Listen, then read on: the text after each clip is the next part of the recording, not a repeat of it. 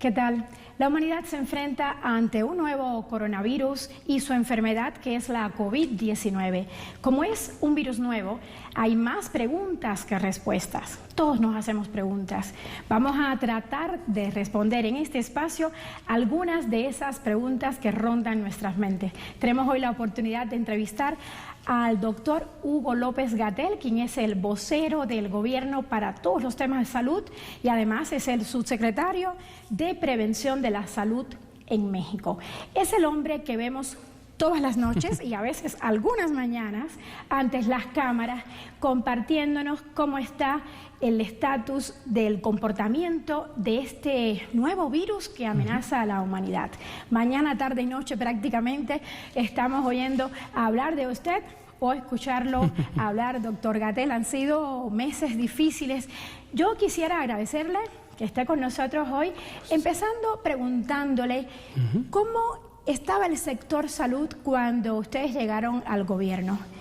¿Cómo los dejaron estas administraciones pasadas? Pero estoy hablando de 36 años, de 1982 a 2018. Las políticas neoliberales, ¿cómo dejaron al sector salud? Nunca hemos logrado tener un sistema de cobertura universal o que dé todos los servicios necesarios para garantizar un buen estado de salud. ¿Qué encontramos? En un resumen. ¿Qué encontraron? Encontramos un sistema que tenía enormes déficits en infraestructura, en personal, por supuesto en servicios, también grandes problemas de calidad, muy poca transparencia administrativa, sobre todo en los últimos 6 u 8 años recientes al ingreso de esta administración, enormes desfalcos. Encontramos un ejemplo muy ilustrativo, 307 hospitales que habían sido construidos, pero no se habían terminado. Había desde los que estaban listos para ser operados, pero nunca tuvieron personal o equipos de diagnóstico o de tratamiento, hasta obras negras o fraudes, literalmente fraudes, en la construcción que se había simulado. 307, imagínese usted.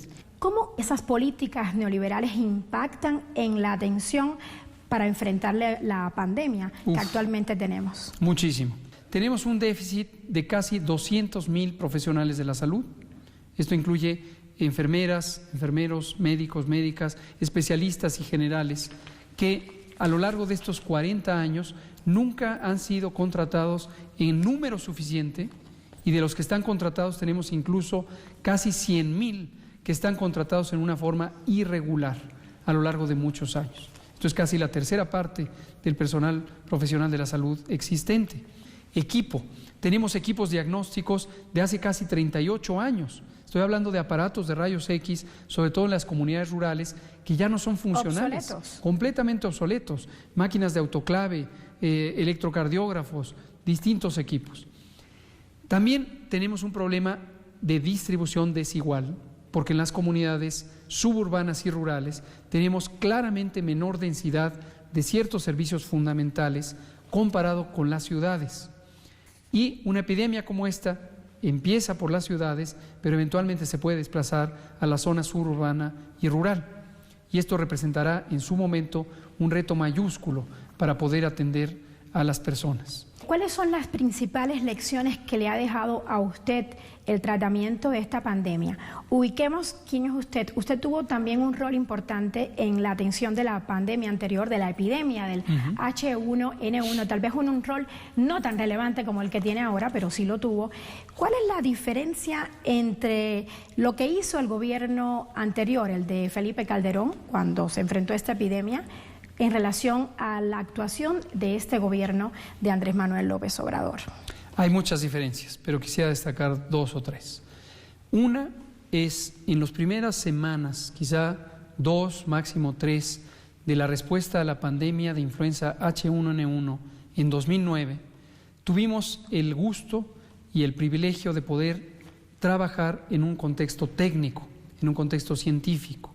Pero muy pronto vino un proceso de politización de la respuesta, pero además, de manera mucho más adversa, un predominio de los intereses comerciales, de la proveeduría para la respuesta a la pandemia. en sí mismo es algo problemático porque obviamente implica prácticas inadecuadas del uso de los recursos públicos, pero además perturbó completamente el sentido técnico de la respuesta. Nosotros en su momento, efectivamente yo era director general adjunto de epidemiología, yo tenía una dualidad porque tenía que compartir en mi obligación como punto focal nacional, tenía que compartir información con la Organización Mundial de la Salud en tiempo oportuno y la información completa y de calidad. Pero tenía presiones internas, y aclaro, no del secretario de Salud, sino fuera de la Secretaría de Salud, por tener distintos retrasos selectivos de la información para que ésta no fuera conocida de manera directa. Esto obviamente es antagónico con el buen manejo de un problema de salud pública. Lo contrasto con lo que vivimos ahora.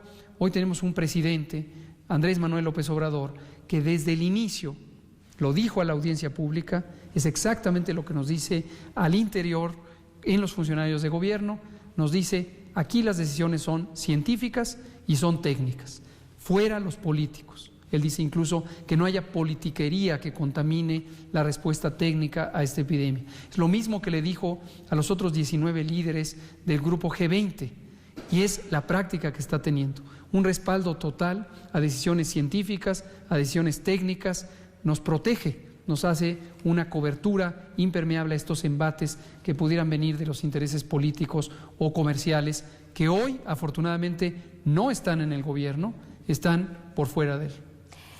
¿Cree usted que empezaron a tiempo a tomar las medidas adecuadas? Uno de los elementos de respaldo precisamente fue el que se nos permitiera identificar con una base técnica, con una base científica, cuál era el momento más oportuno de implantar las medidas.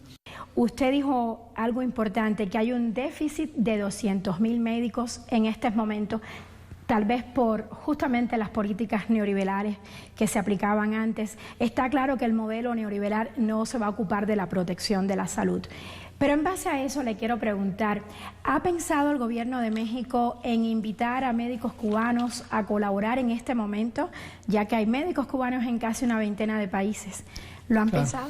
Si en un momento dado necesitáramos médicos y los necesitáramos en forma apremiante, le daríamos la bienvenida a connacionales de Cuba o de cualquier otra parte del mundo que estuvieran dispuestos a ayudar. Es conocidísimo que la salud, el modelo de salud y los conocimientos sobre salud en Cuba son ejemplares. Mucha de la salud pública continental se inventó literalmente en Cuba con las mejores prácticas, y siempre podría ser benéfico para México recibir estas experiencias y esta ayuda directa de profesionales tan competentes. Usted ha dicho varias veces en sus conferencias que debemos prepararnos para una pandemia larga. Quien lo escucha dice, ¿en México o en el mundo entero? Yo diría que en el mundo entero. Pero bueno, yo quisiera saber qué significa exactamente esto. Cuando usted tiene, su equipo tiene previsto que se alcance lo que se llama el pico de esa curva o el pico de la crisis sanitaria, y cómo se prepara México para ese momento que, por lo que le he escuchado a usted, va a ser bastante difícil. Las medidas de distanciamiento social, estas de sana distancia, masivas, las medidas de mitigación comunitaria, las adoptamos aproximadamente 14 días antes de lo que clásicamente se hubiera considerado, porque quisimos aprovechar al máximo la oportunidad. Respecto a la duración, no hay duda que estamos ya en un periodo acelerado de crecimiento de la curva epidémica, es decir, de la cantidad de casos que se presentan diariamente, y esto va a ocurrir, de acuerdo a nuestras estimaciones, basadas en distintos ejercicios de modelación matemática, va a ocurrir entre mayo y junio, el momento cumbre de esta epidemia. Lo que es menos claro en México y en el mundo es la velocidad de descenso. En otro tipo de epidemias, por razones varias que tienen que ver desde la biología del agente infeccioso, su presentación clínica y la duración de la enfermedad, la contagiosidad, la proporción de personas asintomáticas que son contagiantes por múltiples factores, el ascenso es rápido, pero el descenso puede ser lento. Esto está todavía pobremente entendido, es sujeto de investigación científica en epidemiología, pero las observaciones de lo que ha ocurrido en otros países es esa: sube rápido, pero luego baja lento. La OMS habla de 5 fases Sí. para 2 o 3 años. Es muy probable que, si lo vemos a nivel mundial, tengamos esa perspectiva. Muy probablemente este descenso lento en México nos lleve prácticamente hasta noviembre o diciembre, quizá entrado en 2021, aún por verse la ocurrencia de un fenómeno que sucedió en 2009 con la pandemia de H1N1, que es el rebrote, la reemergencia. Que ya ha pasado en algunos países. Bueno, que ya ha pasado en algunos países, pero esto estoy hablando de un fenómeno masivo. Insisto, aún por verse. En diciembre de 2009, después de que tuvimos la pandemia de influenza en el hemisferio norte, con, en el caso mexicano, el inicio en abril y mayo, y después un poco de transmisión en julio, tuvimos en los meses de octubre, noviembre, diciembre, enero y hasta abril del siguiente año, tuvimos la más grande cantidad de casos. Y hay 2 explicaciones. Una pudo ser por reemergencia al interior del país, porque se mantuvo la transmisión, y la otra es porque los hemisferios sur y norte están desfasados, obviamente, en sus climas, y es posible que durante la temporada fría del año, octubre y hasta abril del siguiente año, pudiéramos tener también un rebrote. En su conjunto, en la medida en que la transmisión en el resto del mundo es asincrónica, tiene que pasar suficiente tiempo para que se estabilice la transmisión y se reduzca en todo el mundo. Esto antes de que podamos estar tranquilos de que no va a reemerger. Entonces, una apreciación o una estimación de 2 a 3 años me parece que es dentro de lo realista. ¿Cómo se prepararon para el momento más difícil? Uno de nuestros lineamientos es el lineamiento o el Plan Nacional de Reconversión Hospitalaria. Y esta es la pieza central de la preparación para el escenario 3 o la fase 3. El reto principal durante la fase 3, esta fase de máxima expansión que va a llegar a su punto crítico entre mayo y junio, es que no se saturen los hospitales. De ahí el acuerdo que firmaron con hospitales privados. Es correcto. ¿Esperan que las cosas se pongan tan mal que han tenido que recurrir al sector privado, doctor? Yo no lo vería en términos de tan mal. Okay. La preparación implica que uno visualice escenarios con un fundamento técnico. Tener en un momento dado la colaboración de un agente, como puede ser el sector privado de servicios de salud, no implica que haya un fracaso del gobierno. Lo que implica es que es un gobierno capaz de prever, de contemplar con antelación los escenarios y acudir a todos los recursos necesarios para garantizar la salud de la población. Hablando de escenarios, a mí me gustaría que usted nos describiera 3 escenarios: el optimista, el pesimista y el intermedio, hablando en términos de número de contagios y de número de fallecidos. Lo que hemos calculado es que el 0.5% de la población mexicana va a tener enfermedad COVID. 0.5%. Enfermedad es el conjunto de personas con enfermedad leve, se curan espontáneamente, se manejan en su casa, este es 8 de cada 10. Enfermedad suficientemente importante para requerir hospitalización, esto es 15%, y enfermedad grave con la necesidad de cuidados críticos en terapia intensiva, ventilación mecánica, y esto es 5%. Este 5, 15, 80 forman un todo que, respecto a la población mexicana de más de 127 millones de habitantes, representará el 0.5%. Esto nos da de manera muy gruesa cerca de 600,000 o 630,000 casos. Insisto, la enorme mayoría casos leves. Y de ahí hay que sacar los porcentajes para identificar cuántas personas podrían llegar a necesitar hospitalización y hospitalización por enfermedad grave. Le doy el número grueso del último segmento. Es probable que a lo largo de este primer brote, esta primera temporada hasta larga, junio, digamos. Pasado junio, pasado junio, quizá hasta noviembre, tengamos una suma total de cerca de 10,000 personas que requieran hospitalización en terapia intensiva. ¿Y están garantizados los espacios en los hospitales y los equipos? Seguimos en el proceso de preparación en los estados donde cada uno de los gobernadores es una autoridad sanitaria y es responsable de la adaptación. Todavía hay algunos que están retrasados y ya tendrían que tener cumplidas ciertas fases de la reconversión hospitalaria. Doctor, permítame hacer una pequeña pausa y en breve continuamos con esta interesante explicación que usted nos está ofreciendo.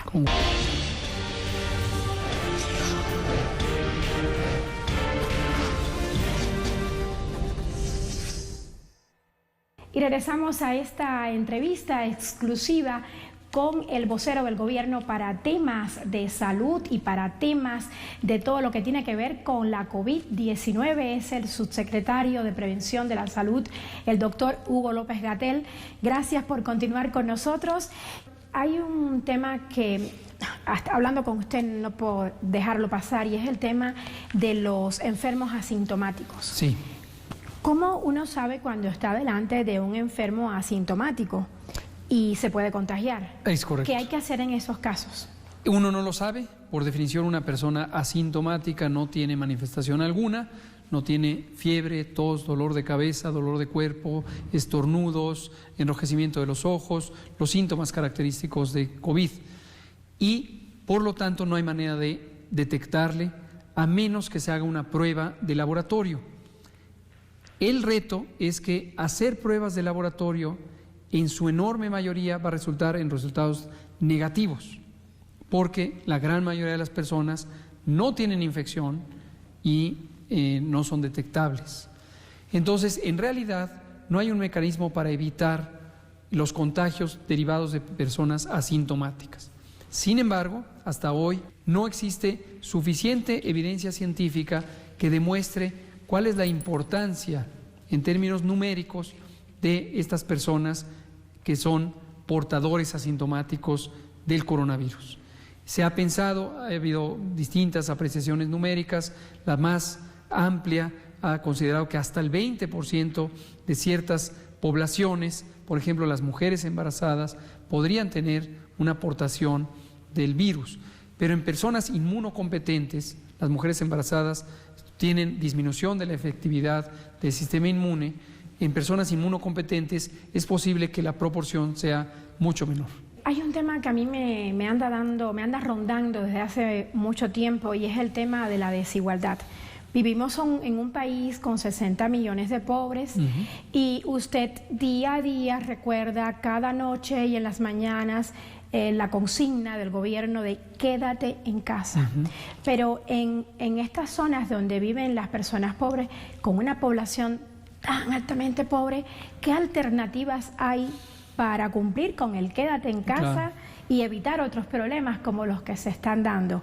Me estoy refiriendo a violencia y demás. ¿Cómo no? ¿Usted tiene ya algo previsto en ese sentido? Es un tema que nos preocupa mucho, porque efectivamente se conoce por otro tipo de experiencias análogas, no necesariamente pandemias de esta magnitud, que cuando las personas viven en confinamiento empieza a surgir una alteración muy importante del estado de ánimo, con mayor razón cuando existe este sentido de incertidumbre que nos impone un fenómeno como este.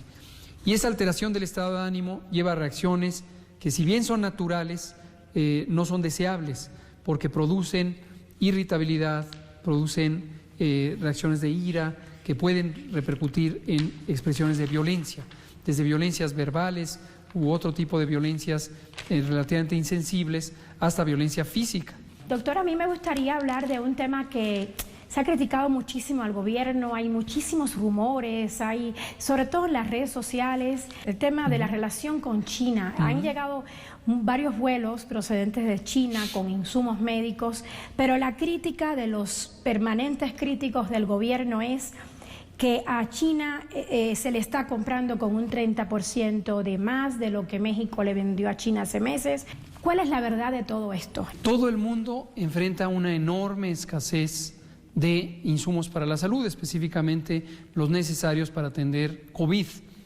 Los ventiladores mecánicos, los monitores, los equipos de ultrasonido torácico, los medicamentos, los equipos de protección personal, cubrebocas, gogles, guantes, etcétera. Todo el mundo. Uno de los países que enfrenta la mayor escasez es nuestro vecino, Estados Unidos.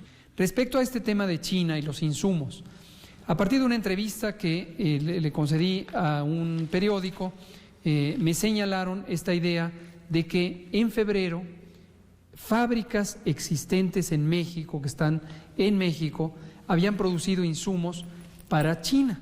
Fábricas. Entonces, la acusación que efectivamente estas pequeñas minorías que tienen acceso a medios de comunicación de alcance nacional y que operan muchas veces en combinación con medios internacionales para hacer estas escaladas de desinformación, hizo una acusación que es verdaderamente fuera de lugar cuando dice México le vendió insumos a China. Por eso le pregunto, ¿son fábricas independientemente por su cuenta que le vendieron? Son fábricas, propiedad privada, en su enorme mayoría de compañías transnacionales, no son del gobierno de México, no son propiedad de industriales mexicanos, son fábricas que están en México, porque México es un país muy confiable en términos económicos y en términos de su capacidad productiva, y tiene distintas facilidades México para que se instauren aquí compañías privadas de todo tipo, ensambladoras de autos, aeronáutica, las que usted quiera y mande. Entonces, estas compañías que son transnacionales, son propiedad transnacional, vendió insumos, como lo ha vendido siempre, a los distintos mercados internacionales que en su momento necesitaban estos insumos. En enero y febrero prácticamente había un país afectado por esta epidemia y se llama China. Obviamente, compañías asentadas en México aprovecharon para y asentadas en cualquier otra parte del mundo le dieron esta venta a China. Así de simple. Ha pasado los meses, China ya no tiene una necesidad tan apremiante de estos insumos. China tiene también compañías, algunas propiedad, no sé si del gobierno, pero por lo menos de capitales chinos. También tiene muchísimas compañías de capitales de otras naciones, de Estados Unidos y de Europa y demás, en territorio chino, y ahora ocurre lo inverso. Ellos venden. Las compañías asentadas en China venden a cualquiera de los países europeos, Estados Unidos o México o los países latinoamericanos que necesitara estos insumos. Lo que México está comprando, ¿hasta cuándo va a alcanzar? No hemos terminado nuestra proveeduría y precisamente, y aquí sí, de gobierno a gobierno, el gobierno mexicano con el gobierno chino, que tienen lazos de cooperación también históricos. Esto nos ha permitido hoy, una vez más, acudir a la solidaridad internacional. El presidente López Obrador ha hablado en varias ocasiones con el presidente chino y ha habido acuerdos para que el gobierno chino ayude al gobierno mexicano a que tenga un acceso facilitado a los insumos, tanto de alta tecnología como los ventiladores, como los de baja tecnología, pero gran volumen, como las mascarillas, los gogles, los guantes, etcétera. No vamos a escatimar recursos para tener cubierta estos insumos y que los puedan usar las médicas y médicos mexicanos.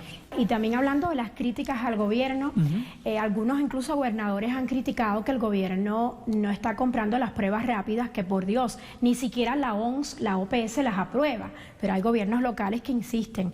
La OPS ha dicho que solo las PCR son las pruebas válidas, porque no confunden, porque dan la respuesta correcta.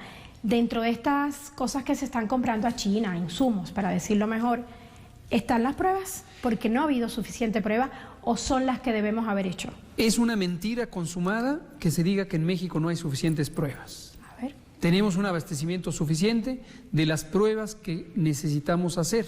¿Se están haciendo? Por supuesto que se están haciendo. Claro que se están haciendo. Desde el inicio dijimos, todos los laboratorios que quieran hacer pruebas, que las hagan. Laboratorios académicos, ya dije, universidades privadas, adelante. Laboratorios privados. En México, también es producto de estas políticas neoliberales, el Sistema Nacional de Salud desplazó su capacidad diagnóstica a proveedores privados de servicios diagnósticos. Y hay redes, hay 3 o 4 o 6 compañías que tienen redes de diagnóstico que abarcan casi toda la República. Dijimos, bienvenidos. No queremos tener ocultamiento de datos, no queremos que en un rincón del país esté surgiendo un brote o una extensión de la epidemia y que no lo sepamos. Entonces fue el compromiso.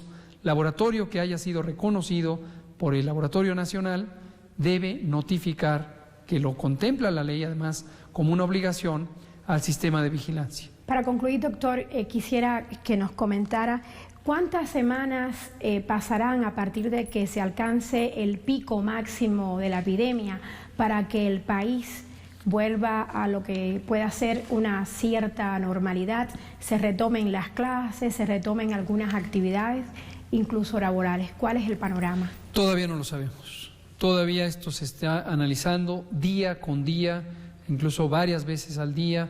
Se analizan los modelos matemáticos, se analizan los datos numéricos, se analiza la información que recopila y analiza la Secretaría de Economía, la Secretaría de Hacienda, sobre los distintos impactos económicos y sociales. Esta es una predicción que solamente se hace con una base teórica, y algunas de las predicciones consideran que seguiremos teniendo transmisión de COVID o del virus, coronavirus SARS-CoV-2, a lo largo de todo el año, posiblemente hasta noviembre o diciembre del año, pero aquí el punto crítico es si esto empieza a tener un declive en forma continua, en algún momento vamos a poder modificar las medidas de control sanitario para que sean tolerables en términos de la vida social, la vida pública y por supuesto de los importantes efectos adversos que tiene la economía.